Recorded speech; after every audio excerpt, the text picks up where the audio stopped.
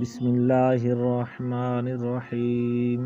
السلام علیکم روشنی اسٹوڈیو کے معزز خواتین و حضرات،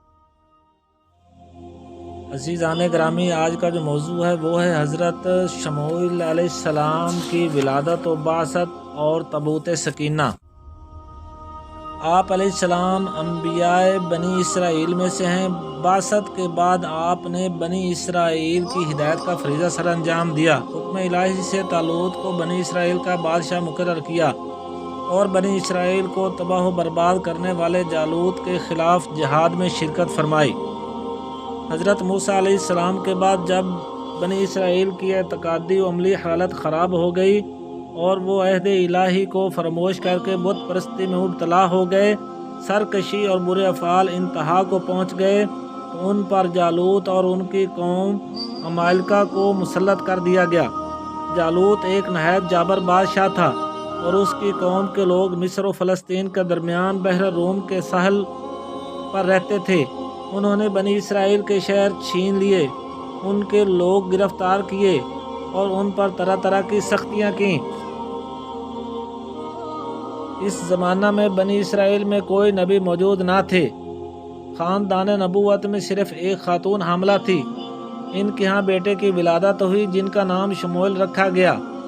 جب وہ بڑے ہوئے تو انہیں تورات کا علم حاصل کرنے کے لیے بیت المقدس میں ایک بزرگ عالم کے سپرد کر دیا گیا۔ وہ آپ علیہ السلام کے ساتھ بڑی شفقت سے پیش آتے اور آپ کو اپنا بیٹا کہتے۔ جب حضرت شموئیل علیہ السلام بلوغت کی عمر کو پہنچے تو ایک رات آپ اس عالم کے قریب آرام فرما رہے تھے کہ حضرت جبرائیل علیہ السلام نے اسی عالم کی آواز میں یا شموئیل کہہ کر پکارا۔ آپ عالم کے پاس گئے اور فرمایا، آپ نے مجھے پکارا ہے؟ عالم نے یہ سوچ کر انکار کرنے سے کہیں آپ ڈر نہ جائیں، یہ کہہ دیا، بیٹا تم سو جاؤ۔ پھر دوبارہ حضرت جبرائیل علیہ السلام اسی طرح پکارا اور حضرت شموئیل علیہ السلام عالم کے پاس گئے۔ عالم نے کہا، بیٹا اب اگر میں تمہیں پھر پکاروں تو تم جواب نہ دینا۔ چنانچہ تیسری مرتبہ میں حضرت جبرائیل علیہ السلام ظاہر ہو گئے اور انہوں نے بشارت دی کہ اللہ تعالیٰ نے آپ کو نبوت کا منصب عطا فرمایا ہے، لہٰذا آپ اپنے قوم کے پاس جا کر انہیں رب تعالیٰ کے احکام پہنچائیے۔ آپ علیہ السلام قوم کے پاس تشریف لائے، انہیں تبلیغ و نصیحت فرمائی اور اپنی نبوت کے بارے میں بتایا، تو انہوں نے آپ علیہ السلام کو نبی ماننے سے انکار کر دیا اور کہا کہ آپ علیہ السلام اتنی جلدی کیسے نبی بن گئے؟ اچھا، اگر آپ علیہ السلام نبی ہیں تو ایک کام کریں۔ وہ مطالبہ اللہ تعالیٰ نے قرآن مجید میں یوں بیان فرمایا ہے، ہمارے لیے ایک بادشاہ مقرر کر دیں تاکہ ہم اللہ کی راہ میں لڑیں۔ نہیں ہوگا کہ اگر تم پر جہاد فرض کیا جائے تو پھر تم جہاد نہ کرو۔ جذبات میں آ کر کہا، ہمارے لیے ایک بادشاہ مقرر کر دیں تاکہ ہم اللہ کی راہ میں لڑیں۔ حضرت شموئیل علیہ السلام نے فرمایا، کیا ایسا تو نہیں ہوگا کہ اگر تم پر جہاد فرض کیا جائے تو پھر تم جہاد نہ کرو؟ اس پر قوم نے جذبات میں آ کر کہا، ہمیں کیا ہوا کہ ہم اللہ کی راہ میں نہ لڑیں، حالانکہ ہمیں ہمارے وطن اور ہماری اولاد سے نکال دیا گیا ہے۔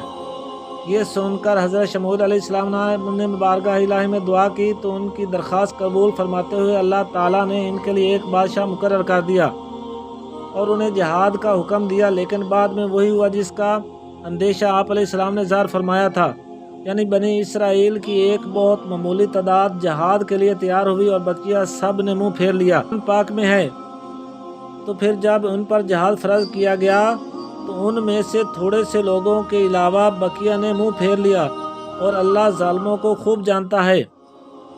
بنی اسرائیل میں بادشاہ کا انتخاب اس طرح ہوا کہ دعا کرنے پر اللہ تعالیٰ کی طرف سے حضرت شموئیل علیہ السلام کو ایک عصا ملا اور بتایا گیا کہ وہ شخص تمہاری قوم کا بادشاہ ہے جس کا قد اس عصا کے برابر ہوگا۔ حکم کے مطابق لوگوں کی پیمائش کرنے پر طالوت کا قد اس عصا کے برابر نکلا تو حضرت شموئیل علیہ السلام نے اس سے فرمایا، تمہیں حکم الہی سے بنی اسرائیل کا بادشاہ مقرر کرتا ہوں۔ اور بنی اسرائیل سے فرمایا، اللہ تعالیٰ نے طالوت کو تمہارا بادشاہ بنا کر بھیجا ہے۔ یہ سن کر سرداروں نے حضرت شموئیل علیہ السلام سے کہا، نبوت تو لاوی بن یعقوب علیہ السلام کی اولاد میں چلی آتی ہے اور سلطنت یہود بن یعقوب کی اولاد میں، جبکہ طالوت ان دونوں خاندانوں میں سے نہیں، نیز یہ غریب آدمی ہے، تو یہ بادشاہ کیسے ہو سکتا ہے؟ اس سے زیادہ تو بادشاہت کے حقدار ہم ہیں۔ اس معاملے میں یہ بنی اسرائیل کی پہلی نافرمانی تھی کہ اللہ تعالیٰ کے حکم کے مقابلے میں اپنا قیاس کیا اور بلا وجہ کی بحث کی۔ انہیں بتایا کہ سلطنت کوئی وراثت نہیں کہ کسی نسل اور خاندان کے ساتھ خاص ہو، اس کا دار و مدار صرف فضل الہی پر ہے۔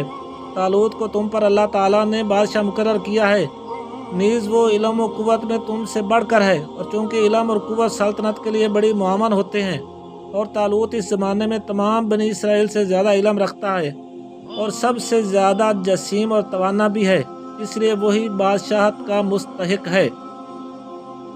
بنی اسرائیل نے طالوت کی بادشاہی پر کوئی نشانی مانگی تو حکم الہی سے حضرت شموئیل علیہ السلام نے فرمایا، اس کی بادشاہی کی نشانی یہ ہے کہ تمہارے پاس وہ تابوت آ جائے گا جس میں تمہارے رب کی طرف سے دلوں کا چین ہے، اور معزز موسیٰ اور معزز ہارون کی چھوڑی ہوئی چیزوں کا بقیہ ہے۔ فرشتے اسے اٹھائے ہوئے ہوں گے، بے شک اس میں تمہارے لیے بڑی نشانی ہے اگر تم ایمان والے ہو۔ یہ تابوت اللہ تعالیٰ نے حضرت آدم علیہ السلام پر نازل فرمایا تھا۔ اس میں تمام انبیاء کرام علیہ السلام اور ان کے مکانات کی تصویریں تھیں۔ آخر میں حضور سید الانبیاء صلی اللہ علیہ وآلہ وسلم اور آپ صلی اللہ علیہ وسلم کے مقدس گھر کی تصویر ایک سرخ یاقوت میں تھی، جس میں آپ صلی اللہ علیہ وسلم نماز کی حالت میں قیام میں ہیں، اور آپ صلی اللہ علیہ وسلم کے ارد گرد صحابہ کرام رضی اللہ عنہم موجود ہیں۔ حضرت آدم علیہ السلام نے ان تمام تصویروں کو دیکھا، اور یہ تصویریں کسی آدمی کی بنائی ہوئی نہ تھیں بلکہ اللہ تعالیٰ کی طرف سے آئی تھیں۔ یہ صندوق نسل در نسل منتقل ہوتا ہوا حضرت موسیٰ علیہ السلام تک پہنچا۔ آپ اس میں تورات بھی رکھتے تھے اور اپنا مخصوص سامان بھی، چنانچہ اس تابوت میں تورات کی تختیوں کے ٹکڑے بھی تھے، اور حضرت موسیٰ علیہ السلام کا عصا، کپڑے، نالین شریفین، حضرت ہارون علیہ السلام کا امامہ، ان کا عصا اور تھوڑا سا من جو بنی اسرائیل پر نازل ہوتا تھا۔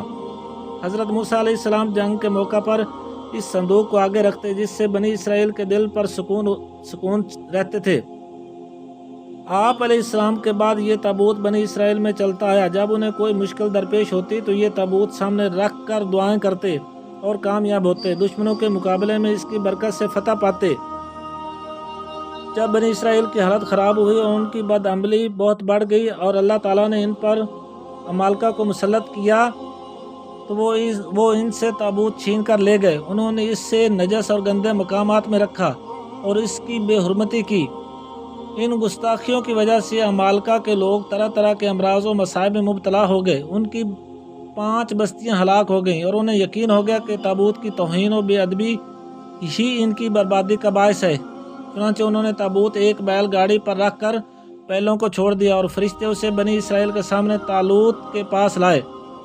اور چونکہ اس تابوت کا آنا بنی اسرائیل کے لیے طالوت کی بادشاہی کی نشانی قرار دیا گیا تھا، اس لیے اب بنی اسرائیل نے طالوت کی بادشاہی کو تسلیم کیا اور بلا تاخیر جہاد کے لیے آمادہ ہو گئے، کیونکہ تابوت کے آنے سے انہیں اپنی فتح کا یقین ہو گیا تھا۔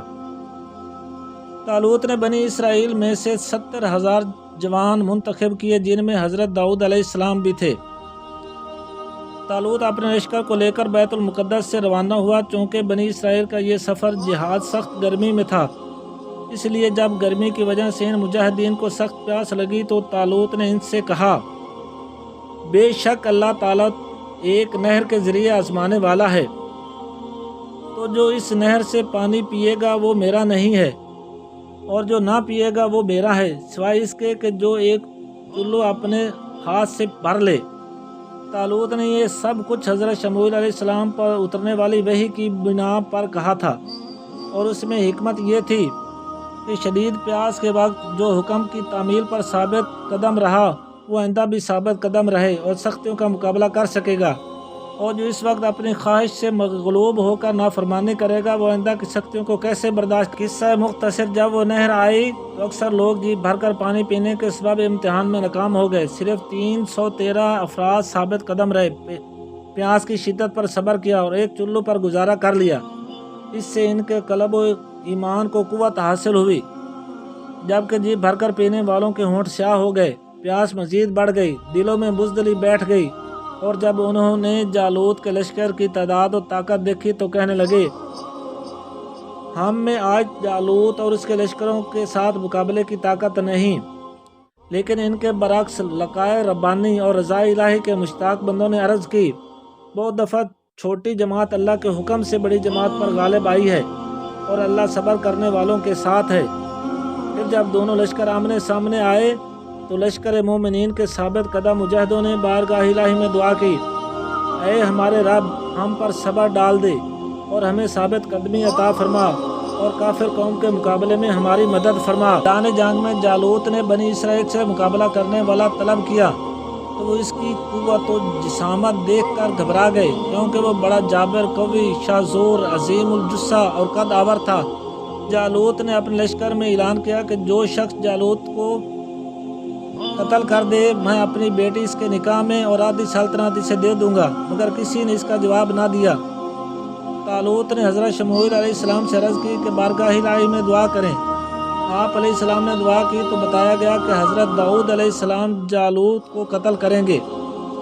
چنانچہ حضرت داؤد علیہ السلام جالوت سے مقابلے کے لیے نکلے اور آپ نے پتھر پھینکنے والی رسی سے پتھر مار کر جالوت کو قتل کر دیا۔ قرآن پاک میں ہے، تو انہوں نے اللہ کے حکم سے دشمنوں کو بھگا دیا اور داؤد نے جالوت کو قتل کر دیا، اور اللہ تعالیٰ نے اسے سلطنت اور حکمت عطا فرمائی اور اسے جو چاہا سکھایا۔ قتل کے بعد حضرت داؤد علیہ السلام نے جالوت کو طالوت کے سامنے ڈال دیا۔ اس کی لاش دیکھ کر تمام بنی اسرائیل بڑے خوش ہوئے۔ دوسری طرف جالوت کو مرتا دیکھ کر اس کے لشکریوں کے حوصلے پست ہو گئے اور یہ لوگ شکست کھا کر بھاگے۔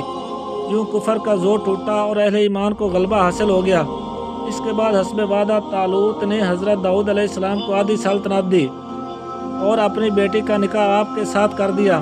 ایک مدت کے بعد طالوت نے وفات پائی تو پوری سلطنت کی بادشاہی حضرت داؤد علیہ السلام کو مل گئی۔ تو اللہ تعالیٰ سے دعا ہے کہ اللہ تعالیٰ ہمیں بھی مشکل سے مشکل امتحان میں ثابت قدم رکھے۔ آمین ثم آمین۔